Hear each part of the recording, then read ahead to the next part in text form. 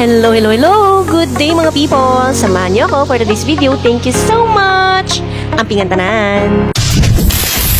Another day, another upload mga people! It's Sunday! Maraming salamat po at tayo nakarao sa isang buong linggo.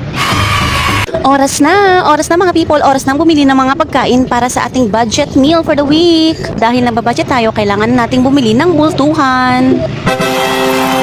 Let's go mga people! Tayo nang pumunta sa Magay. Sa Magay, yes mga people. Doon tayo mamamalengke. Mas mura, yes nakakapagod, pero okay lang. Importante ay makatipid tayo. It's parking time! Tayo nang mamili mga people. Ang daming ang bentang isda dito mga people. Napaka-presko. Riwa kanan, kung gusto nyo nga ng fresh na isda at medyo mura, pumunta na kayo dito sa Magay.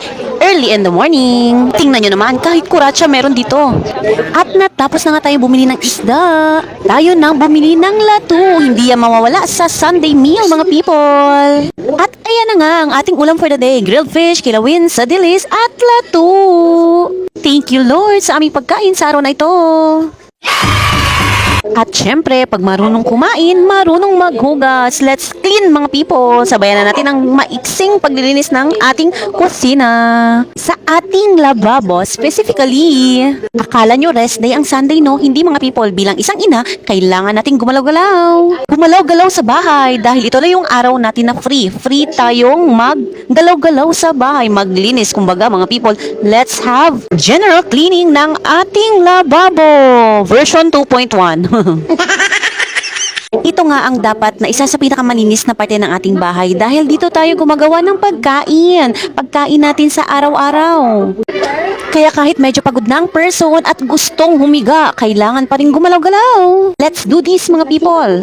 Yes, I know, napaka-basic to para sa isang nanay.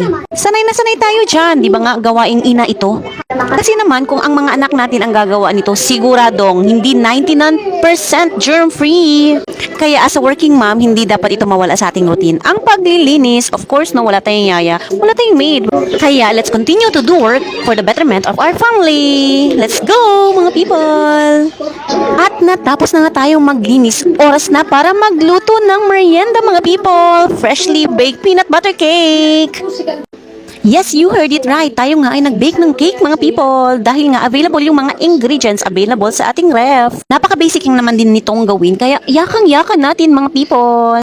Ayan na nga at umalsa na ang ating binake na cake. Excited na ba ang lahat na kumain? Yes, of course! At sa mga oras na to, let's have the cake test. Ang mahiwagang toothpick ang ating kailangan. As you can see, may mga butter pang dumikit sa toothpick. Kaya kailangan pa natin siyang i-bake pa ng ilang mga minuto mga people. Patience is the key mga people. Sa mga tao marunong maghintay, may kaakibat yan na sarap. Oh! At ayan na nga, we're done baking. Let's slice the heart-shaped peanut butter cake. Let's eat mga people. At kung may pambara na cake, meron din naman tayong panulak. Care of Gio. Salamat sa pagtimpla ng Nesty. Thank you so much. Napakainit, napaka-hot mga people. Kaya tanggalin natin siya ng dahan-dahan lang, dahan-dahan lang, dahan-dahan lang. Diba? At nakikita nyo na nga, unang slice, si Gio agad ang kumuha. Shoutout kay Gio.